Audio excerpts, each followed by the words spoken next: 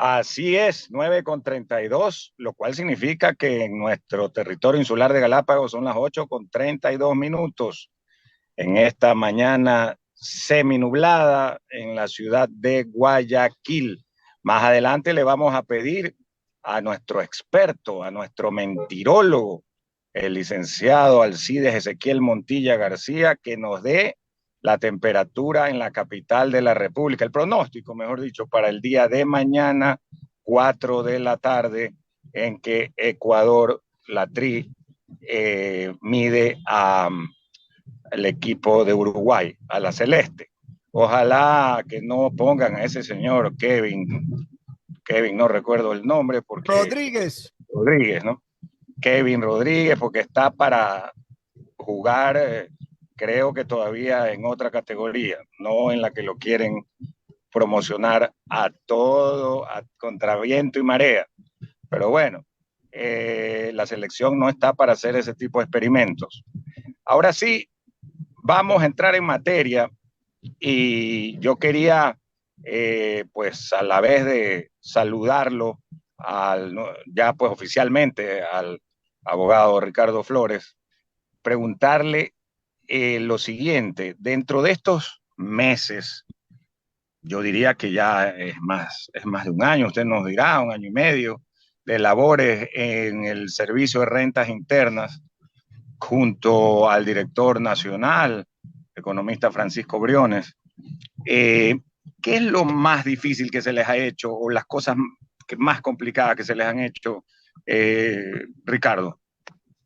Buenos días, Andrés. Buenos días con todos. Muchas gracias por la invitación. Bueno, sí, ya es un año, desde el 1 de junio del año pasado, ¿no? Un año, 3, 4 meses de gestión y definitivamente el mayor desafío que siempre se tiene en la administración pública, yo creo, por lo menos desde la perspectiva del Servicio de Rentas Internas, ha sido el tema de poder explotar la información que se tiene con las capacidades tecnológicas que tiene la institución, ¿no? Lamentablemente, a nivel nacional, yo creo la tecnología o los instrumentos y las herramientas tecnológicas que tienen las administraciones públicas no son las mejores para poder explotar toda la información que se tiene y poder conseguir los objetivos que uno se plantea en la administración tributaria, ¿no? Mucha gente siempre pregunta, pero ¿por qué no le cobran a tal o a cual o los evasores, etcétera?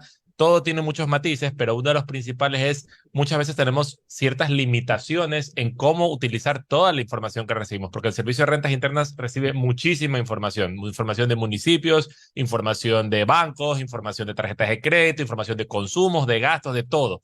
Es decir, tenemos toda una base de datos enorme que podría permitir hacer mejores controles. ¿Qué es lo que hemos hecho al respecto?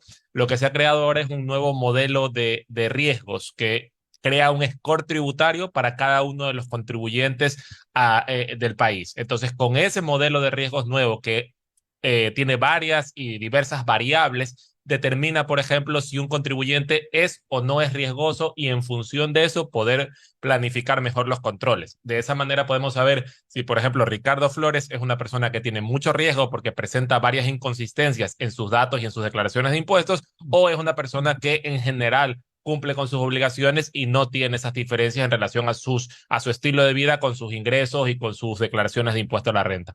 Ese fue uno de nuestros primeros y principales objetivos. Nos ha tomado mucho tiempo poderlo, obviamente con las dificultades, como digo, y limitaciones tecnológicas y de recursos humanos también que existen, pero ese modelo ya está listo, se ha dejado ya institucionalizado para que no solo sea esta administración, sino futuras administraciones las que lo puedan utilizar y de esa manera poder planificar y apuntar mucho mejor los controles a las personas que realmente representan un riesgo de evasión de impuestos.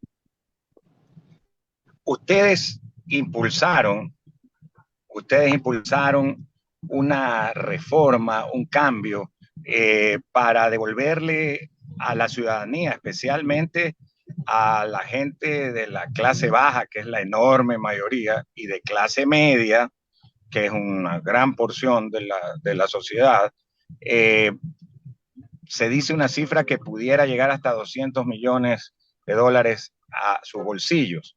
La pregunta es, ¿cómo funciona eso? Es decir, una disminución en ese impuesto, pero a su vez, lo cual genera una mayor recaudación que se amplía la base y una mayor actividad económica? ¿O cómo funciona esa lógica tributaria, Ricardo? Sí, eso fue con la ley de economía familiar que promulgó el presidente Guillermo Lasso y que fue aprobada por la Corte Constitucional. Es el único decreto ley que hasta ahora la Corte Constitucional ha dado luz verde. Eso lo que permitió fue optimizar y mejorar de alguna manera el tema de los gastos personales. Yo creo que la reforma que se hizo en noviembre del año 2021 con la Ley de Desarrollo Económico fue un poco agresiva en ese sentido en el tema de los gastos personales, y lo que se hizo con la Ley de Economía Familiar cuando ya la situación fiscal y económica lo permitió fue moderar o modular esos efectos, ¿no? Y lo que hemos conseguido es a través de un esquema que nosotros consideramos mucho más justo, que es a través de las cargas familiares.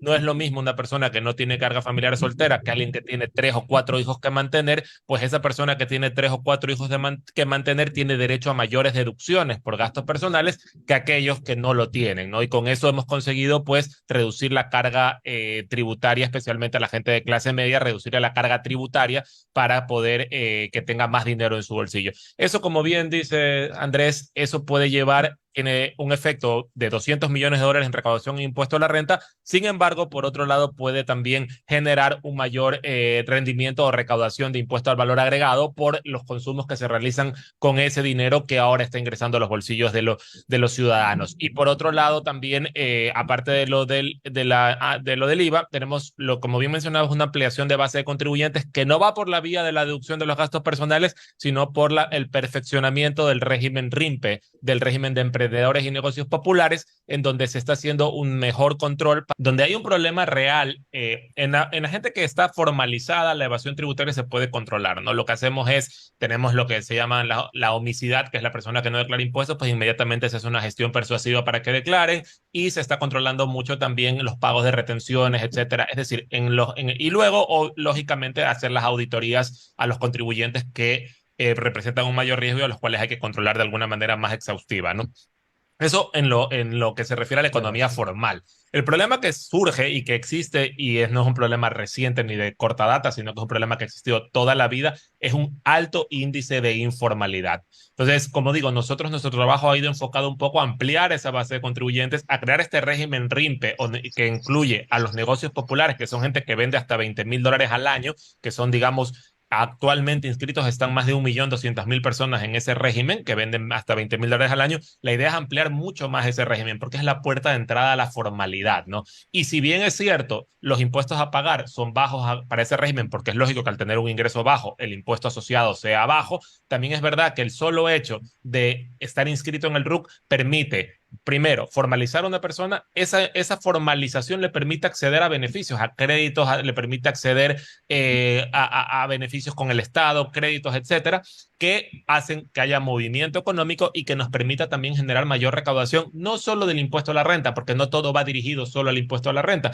sino del impuesto al valor agregado, que es el principal componente de la recaudación a nivel nacional, y de otros impuestos que ya son de menor recaudación, como el ICE, etcétera. Y esto también genera la formalidad, genera también impuestos a nivel municipal para los municipios y los gobiernos autónomos descentralizados, lo cual también obviamente es importante para ellos. Entonces, es un trabajo muy, muy difícil de realizar, pero que nosotros lo hemos ido identificando, y hemos hecho un trabajo que no se ha hecho anteriormente, porque anteriormente siempre era auditar a las grandes empresas, ¿no? A los que hay 500 grandes contribuyentes, siempre a ellos porque son los que más dinero dan. Y es correcto. Pero por otro lado se ha olvidado siempre a ampliar la base de contribuyentes, porque siempre se ha pensado, ahí no hay dinero, no hay materialidad, pero no se lo ve desde la perspectiva que estoy comentando, que es tener un mayor número de contribuyentes que generen mayor movimiento económico, mayor IVA y, por supuesto, poco a poco, mayor recaudación también en impuesto a la renta. Abogado, yo considero personalmente que este país dentro de muy poco tiempo se va a sostener desde el punto de vista financiero en lo que tiene que ver con el presupuesto, con los impuestos. El petróleo se va a ir tarde o temprano, en 10, 20, 30 años. Y tal como estamos viendo las proyecciones, ¿verdad? Por ejemplo, en este año, es muy probable que el SRI pueda recoger 18 mil millones de dólares en impuestos. El año pasado tuvo un récord, ¿verdad? Y tal como están las cosas, parece que se va a esa cifra.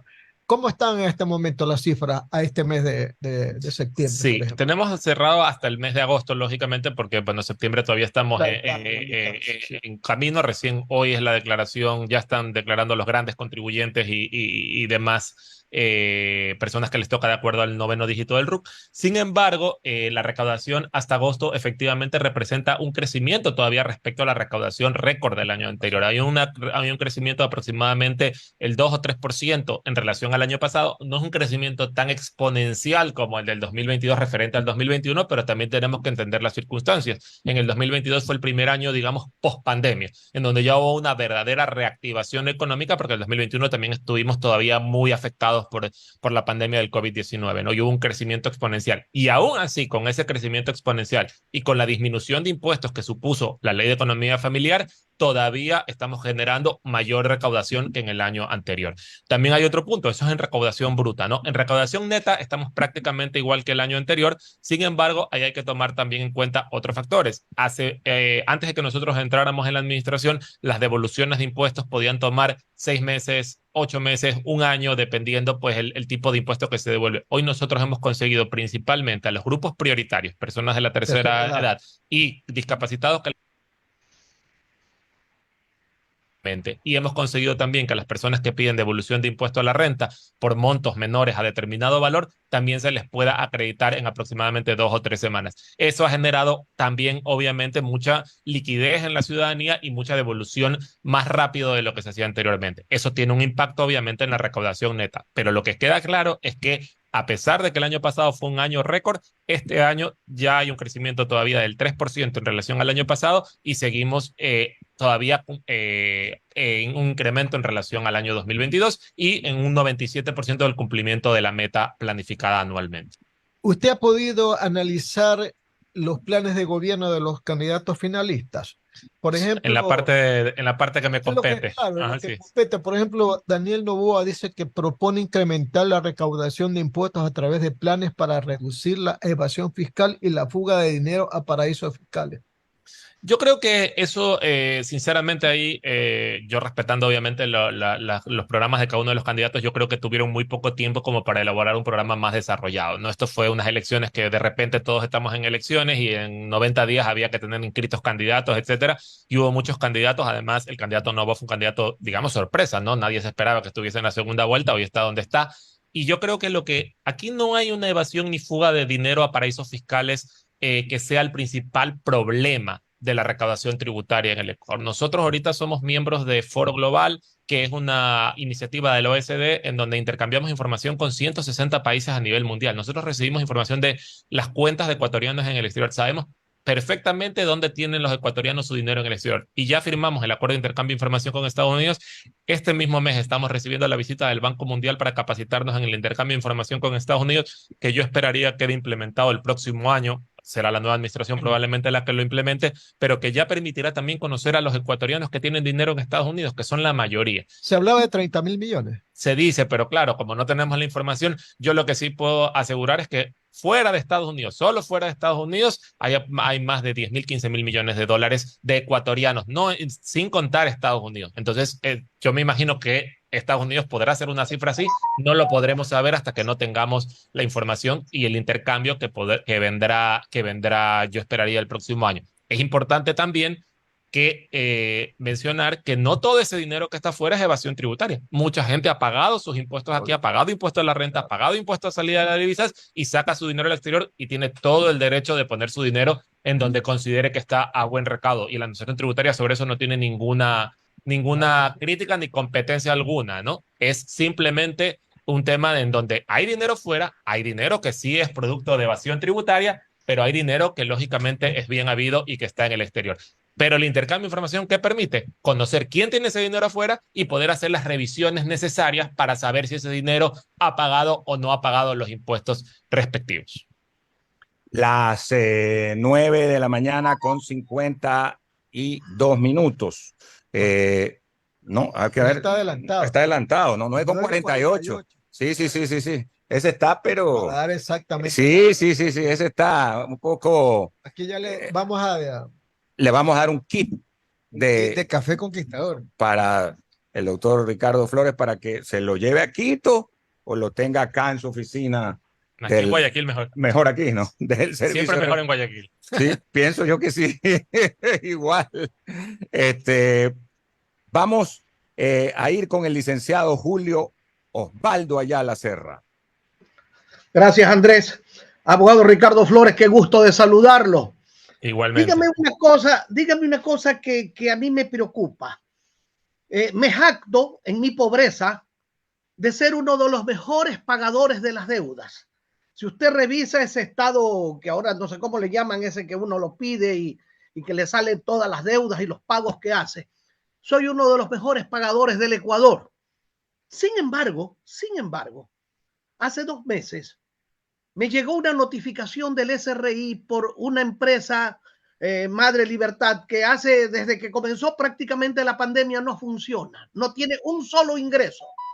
Y me pone allí el SRI, pague señor o será sancionado prácticamente. En otras palabras, pero un ultimátum para una empresa que no genera 2 centavos en estos últimos años.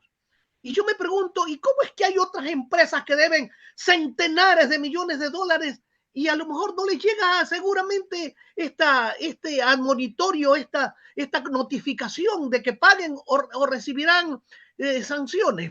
¿A qué se debe que a los pequeños nos pasa eso y a los grandotes no les pasa nada? Sí, a ver, esto también tiene que ver mucho con las compañías que no tienen ingresos deberían pasar por un proceso de liquidación o disolución a efectos de evitar estas multas, porque lo que probablemente hay es retrasos en las presentaciones de las declaraciones, lo que genera multas, ¿no? Entonces ahí lo importante sería suspender el RUC o liquidar el RUC de esa compañía para evidentemente evitar este tipo de problemas. Pero respecto de los grandes contribuyentes, es importante mencionar, a ver, los grandes contribuyentes, actualmente hay un catastro de 500 grandes contribuyentes que son las 500 empresas más grandes del país y esas representan el 53% de la recaudación a nivel nacional. Es decir, 500 empresas nos representan más de la mitad de la recaudación del país y son estrictamente controladas. Hay otro problema, pero ese otro problema se viene arrastrando hace mucho tiempo y ya no depende de esta administración, que es la cartera vencida que tiene el Servicio de Rentas Internas. Y tiene cartera vencida que se viene arrastrando desde la época de probablemente el economista Carlos Marx Carrasco, en donde tenemos deudas que se volvieron firmes, como la deuda de los casinos, la deuda de la banca cerrada. Tenemos deudas que vienen de, por ejemplo, de los más grandes deudores, en donde se hicieron muchísimas coactivas e intentar cobrar, y no se cobró absolutamente nada. Entonces, las deudas que hoy arrastra el Servicio de Rentas Internas, y mucha gente nos dice, pero ¿por qué no cobran los 3.000 millones de dólares que deben los evasores? No es que no se quiera cobrar, es que se hacen todos los procedimientos evaluativos, pero esas compañías ya no tienen absolutamente nada. No se cobró correctamente en su momento, ya no van a pretender que 10, 12 años después de que la deuda se vuelve firme, se pueda encontrar todavía bienes de esas personas en esas compañías, porque ya no hay. Entonces, ese es el mayor problema y el mayor desafío al que se enfrenta el Servicio de Rentas Internas. No tenemos... Ricardo, pero sáqueme de una duda. No se les puede cobrar a las compañías porque las compañías ya cerraron, aparentemente no tienen nada. Pero, ¿y los representantes legales no tienen ninguna obligación porque siguen viviendo como reyes y dicen que no tienen nada con qué pagar? ¿Cómo es eso?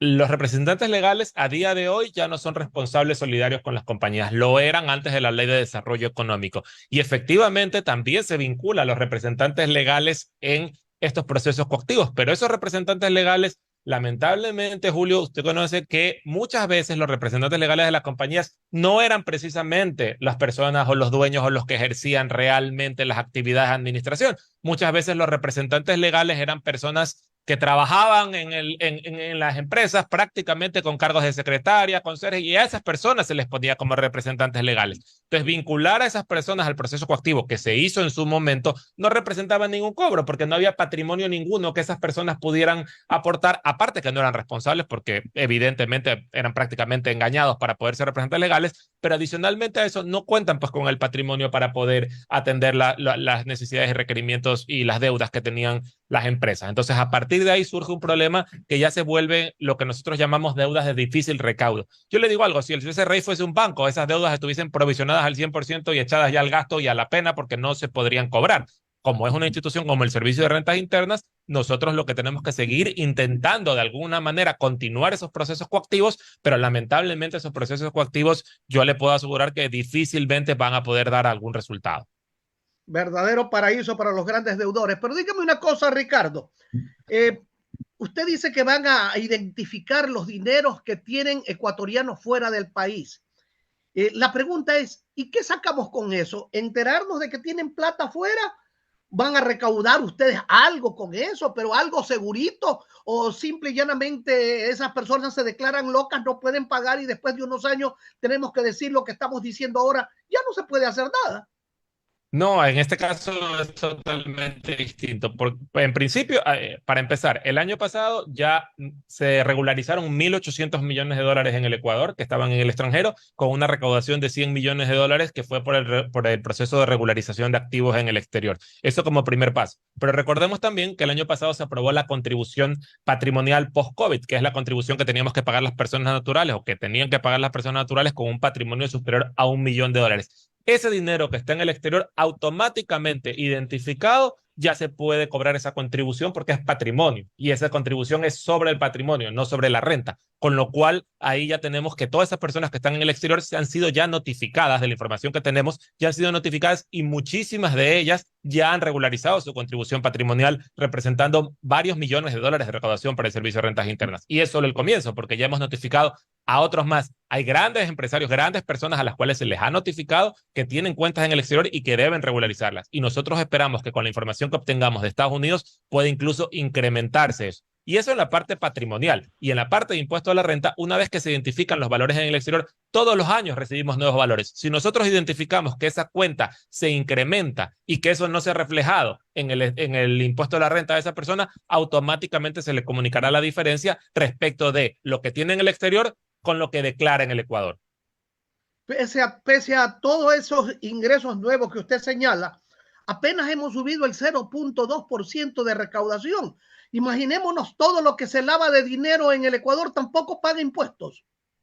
A ver, si es que el lavado de dineros, impuestos no paga porque son dineros de origen ilícito a los cuales no se le puede cobrar impuestos. Nosotros no podemos cobrar impuestos de dineros provenientes de actividades ilícitas. Eso corresponde a la Unidad de Análisis Financiero, a la UAFE, que es la entidad encargada de controlar el lavado de activos. Y respecto al crecimiento de la recaudación, es importante mencionar que el año pasado hubo un crecimiento exponencial de la recaudación en relación a 2021, con lo cual evidentemente el incremento de este año no podía ser igual de exponencial. Además, estamos atravesando pues, una situación económica que todos conocemos que a nivel mundial no es la mejor. Sin embargo, a pesar de eso, en Ecuador y con ciertas dificultades que tenemos y además con la incertidumbre política que hemos vivido, porque no es fácil dentro de un escenario en el cual se convocan elecciones, hay muerte cruzada, juicio político al presidente y todo lo que hemos vivido desde el mes de febrero hasta hoy y todavía la incertidumbre respecto de la segunda vuelta electoral sobre quién va a ser el nuevo presidente de la República, todo eso lleva a cierta contracción económica y a cierto también paralización que tiene la gente a la espera precisamente de conocer los resultados. Y yo les digo algo, el IVA, por ejemplo, de operaciones internas ha crecido casi un 11% en relación al año pasado. Es decir, el movimiento económico interno es muy, muy alto. ¿Dónde ha decrecido la recaudación? Ha decrecido en el ISD, pero por la rebaja de la tarifa y ha decrecido en las importaciones. Eso es una realidad. Este año se ha importado mucho menos que el año anterior y eso afecta a la recaudación en IVA y en ICE de operaciones externas. Bueno, y todo eso con vacuna y todo. Don Ricardo Flores. No, bueno, sí quisiéramos que esté aquí de panelista, pero todavía no. Pues. Ya se emocionó, Julito. Digo, ya le digo para que haga pregunta. Sí, don Ricardo Flores, ahora atiéndalo a don Hugo Landívar, que va a continuar con las preguntas. Gracias, Julio. Muchas gracias, Julito. Abogado Flores, una consulta sobre los pronósticos deportivos. Estas compañías, tengo entendido que están tratando ustedes de regularla de alguna manera, ¿no? Sí, en la compañía de pronósticos deportivos, con la ley de fortalecimiento de la economía familiar, se creó el impuesto a la renta único para las operadoras de pronósticos deportivos, en donde por primera vez estas operadoras de pronósticos deportivos ya tienen un impuesto a pagar, en el cual es un 15% de la diferencia entre las apuestas que pagan los jugadores menos los premios que le paguen a los jugadores, a quienes hagan los juegos. Adicionalmente a eso, actúan como agentes de retención de los jugadores. Es decir, cada vez que usted gane algo jugando mañana, que apostemos todos a Ecuador versus Uruguay en cualquiera de estas plataformas de pronósticos deportivos, si llega a ganar, operadora de pronósticos deportivos tendrá que practicarle una retención del 15% del premio que usted se lleve. De esa manera, tanto el jugador como el operador de pronósticos deportivos pagan los impuestos que hasta ahora no se han venido pagando. ¿Y cuántas compañías más o menos hay de pronósticos deportivos en Ecuador? En el Ecuador, nosotros hemos identificado, operando en el Ecuador, Sí. que no necesariamente quiere decir que están domiciliadas, más de 30 compañías de Operando en el Ecuador. operando en el Es Ecuador. bastante, ¿no? Es muchísimo. Porque muchas de Pensé que me iba a esas, decir 5. muchas de esas están afuera. Muchas de esas están afuera. ¿Qué se está haciendo también? La ley de... A ver, esto entra en vigor el 1 de enero de 2024 porque había que hacer todas las adecuaciones tecnológicas para Correcto. poder hacer esta recaudación de impuestos. Esto no es de la noche a la mañana. Hay que crear formularios, hay que crear todo tipo de anexos, lógicas en tecnológicas para poder hacer esta recaudación. Pero por otro lado, lo que también prevé la ley de fortalecimiento de la economía familiar es que el Servicio de Rentas Internas, junto con el Ministerio de Telecomunicaciones y la Secretaría Jurídica de la Presidencia, estamos trabajando ya en un reglamento que ya no es solo desde la perspectiva tributaria, sino desde la perspectiva general para regular estas compañías, de tal manera que nosotros lo que pretendemos es que estas compañías de pronósticos deportivos únicamente puedan operar aquellas que se encuentran domiciliadas en el Ecuador. Eso sucede, por ejemplo, yo no sé si ustedes han visto los anuncios en Colombia, donde está Coljuegos, que es la entidad adscrita al Ministerio de Hacienda colombiano, que es la que regula estas operadoras de pronósticos deportivos. No es una empresa de pronóstico. No, es la Coljuegos es la entidad reguladora. estatal que regula a estas empresas de pronósticos deportivos. Claro. Entonces, algo similar se hará a través ¿Qué del va a hacer Ministerio de acá? Telecomunicaciones, que es la entidad encargada del ente rector en la materia, por Sí. tratarse de un tema de, obviamente, en la plataforma de Internet. Ellos serán, en conjunto con nosotros y con la Secretaría Jurídica de la Presidencia, quienes deberán emitir el reglamento correspondiente que nos permita regularizar la actividad, porque el objetivo es que toda la actividad de pronósticos deportivos tenga obligatoriamente que domiciliarse en el Ecuador y adicionalmente a ello, lógicamente eso nos va a reducir, primero, nos va a incrementar la recaudación de impuestos y segundo, reducir mucho también el tema de lavado de activos, que en el operadores de pronósticos deportivos también es un problema que es en donde se puede presentar este fenómeno, ¿no? O sea que poco a poco empezamos a tener cultura tributaria. Sí, por lo menos en este tipo de... También hay que reconocer que a veces pues la realidad económica o la realidad va más rápido que la norma, ¿no? Entonces esto de las operadoras de pronósticos deportivos, muchos decían, pero ya tienen mucho tiempo operando, claro, pero no había norma necesaria para hacerlas, Claro. para regularlas, y también sabemos las desavenencias que han tenido estos 2 años ejecutivo con legislativo. Ha sido muy difícil aprobar proyectos de ley, peor de índole tributaria, tanto que este proyecto tuvo que salir adelante vía decreto ley del presidente de la República, refrendado por la Corte Constitucional, ¿no? Correcto, así es. Bueno, yo creo que no le vamos a quitar mucho tiempo más al abogado Ricardo Flores. Me queda la parte del que creo que es fundamental y que conversamos la semana pasada de la distribución tributaria en el país. Ustedes han hecho un trabajo súper metódico, estadístico e importante al respecto. ¿Cómo queda en este nuevo estudio hecho por la propia entidad que pues es la que dice a nivel nacional qué provincias pagan menos, qué provincias pagan más, cómo mismo se distribuye la torta tributaria? ¿Cómo ha quedado aquello en este momento? Nosotros cuando llegamos al Servicio de Rentas Internas quisimos también sincerar un poco el tema de la recaudación por provincia, ¿no? Esto genera mucho debate a nivel, ustedes saben, pues a nivel, hay mucho tema de regionalismo, de que Pichincha aporta más, Guayas menos, que en Guayas hay más evasores, etcétera, etcétera. Nosotros quisimos sincerar un poco esas cifras. ¿Qué es lo que obtuvimos? Nosotros cambiamos el método para poder entender esto. Antes se hacía por domicilio fiscal y se va a seguir haciendo por domicilio fiscal. ¿Qué quería decir? Esto quería decir que, por ejemplo, iba a tener que poner nombres como Corporación La Favorita tiene su domicilio en Pichincha, ¿no? Y todo el IVA y la renta de Corporación Favorita se declara en Pichincha y se lo tomaba como recaudación de Pichincha. Sin embargo, todos sabemos que Corporación Favorita, a través de sus cadenas, vende a nivel nacional. Entonces, nosotros lo que como Tía, por ejemplo, o como El Rosado, que también es de Guayaquil, Supermaxi, Coral, que es de Azuay, etcétera, ¿no? Entonces, todo eso nosotros lo que hemos cambiado es decir, ok, por domicilio fiscal, estas son las cifras. Sin embargo, estudiemos cómo es por hecho económico. ¿Qué quiere decir por hecho económico?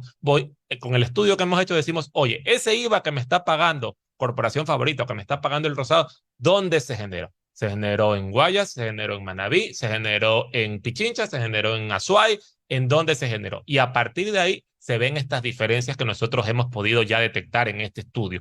¿Qué es lo que sucede? Nos hemos dado cuenta que, por ejemplo, en ventas Pichincha se venden aproximadamente 74.000 millones de dólares al año, pero en Guayas se venden 72.000 millones de dólares al año. Es prácticamente lo mismo. Es decir, esa diferencia que se pensaba que existía entre Pichincha y Guayas no es tal, ¿no? Se decía que Pichincha representaba el 50% de la recaudación a nivel nacional y nos hemos dado cuenta que Guayas Pichincha, por 32. hecho económico, representa el 40% y Guayas representa el 33,5%.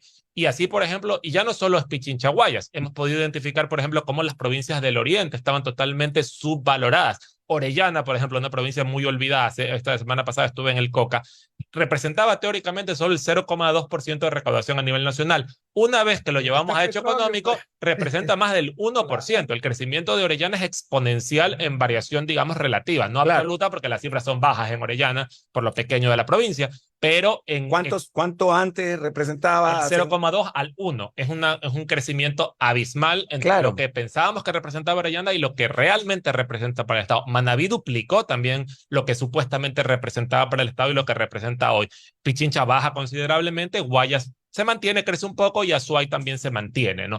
Yo creo que aquí lo que hemos podido identificar es que está más repartida la distribución entre Pichincha y Guayas, que hubo muchas provincias pequeñas que se encontraban subvaloradas en cuanto a su aportación al Estado y que lógicamente también hay que reconocer que Pichincha, Guayas son prácticamente las que representan la totalidad de la recaudación a nivel nacional, son las provincias realmente donde hay todo el movimiento económico. Luego está Azuay y Manabí, pero a una distancia realmente considerable. Yo creo que esto es un buen elemento para abrir una discusión, sobre todo también para el tema de repartición de recursos en las provincias. Claro, es súper importante. La recaudación es solo un componente de los muchos que toma en cuenta la legislación para poder asignar los recursos a los GATS y a las provincias respectivas. Sin embargo, sí creo que es un buen punto de partida para poder un poco sincerar estos temas, ¿no? Claro. Igual esto es una aproximación, digamos, que nosotros hemos hecho. El estudio todavía tiene ciertos matices que hay que mejorar y que difícilmente se puedan conseguir. Por ejemplo, claro, en impuesto a la renta, todo el impuesto a la renta de Supermaxi se paga en Quito y ese impuesto a la renta, las petroleras, etcétera, pagan en Quito y ese impuesto a la renta es muy difícil ya de segregar. El IVA es mucho más fácil de segregar porque yo por establecimiento puedo saber dónde compra cada uno, ¿no? Entonces sí tiene todavía ciertas limitaciones el estudio, pero se aproxima mucho más a la realidad de cómo se encuentra repartida la recaudación a nivel nacional. Súper interesante. Oiga, ¿y ese estudio es público? Sí, claro. Nosotros lo hicimos público. Está en la página web de Servicio de Renta. Porque yo vi el otro día en un chat que me lo enviaron. Me parece que el doctor Andrés Ortiz. Sí, el doctor Andrés Ortiz está muy contento con el tema. Muy contento. Sí. Es que él es especialista en estos temas de derecho municipal, COTAD y todo esto. ¿No? Está súper contento. Y directivo, no solo es melexista, es directivo. Más vale que salve al equipo. Es asesor jurídico y miembro del directorio. Sí, lo nombraron. Bueno, pero se fue a España. Ahora, no, pero le van a nombrar ahora, pero no hay asamblea, pues por la amenaza de los directivos. Cierto. Oye, increíble, ¿no? Se suspendió la asamblea. Increíble lo de Melec. Yo hablé el sábado con el presidente del club. Amenaza de bombas, amenaza de que si van no salen vivos. Sí, no, terrible, tuvieron que suspenderla. Sí. Barcelona también está pasando situaciones, o sea, de actos de violencia, pero ha metido la ley, los jueces también han suspendido Pero parece, sí sabe que en Emelec, en Barcelona, y no sé si en otros equipos también, están que llaman a los jugadores con llamadas extorsivas, cualquier cantidad. Y esos son temas de delincuencia común, ¿no? Claro, y los barras bravas también, que tienen sus territorios y todo, comienzan a líderes, me refiero, ¿no? A decir, mire aquí, si no tal cosa, pues vamos a secuestrarlo. Sí, pues, no, es terrible. O sea, es terrible la situación en ese sentido. Súper grave, ¿no? Entonces, lo de hoy día se suspende por amenazas. O sea, el sábado hubo amenaza de bomba en los Amanes. No pasó nada. Increíble. Pero lo de hoy día se suspende por falta de garantía. Sí. ¿No? En todo caso, el doctor Ortiz sí le hicimos llegar también el estudio y por eso digo, es una buena herramienta de debate, yo creo, para poder un poco sincerar estas cifras. Es público, está en la página web del Servicio de Rentas Internas. Right. Eso no quiere decir que no se va a seguir haciendo el estudio anterior por domicilio fiscal, sino que nuestra idea es que ambos estudios se puedan realizar para que quien tenga el interés de estudiarlos los pueda comparar y pueda dar un poco las cifras y pueda entender cuál es la dinámica y el comportamiento de la recaudación a nivel provincial. Desmitificar tantas cosas que se ha dicho sobre esto de que unas provincias reportan más impuestos a diferencia de las otras. Con estos documentos y con este estudio yo creo que se va a Se sincera muchísimo respecto de qué es lo que realmente aporta cada provincia a la recaudación general del Estado. Muy bien, nos vamos a la pausa comercial. Tenemos 2 pausas todavía que cumplir. Como sabemos, hoy empezamos un poco más tarde. Nos vamos y volvemos.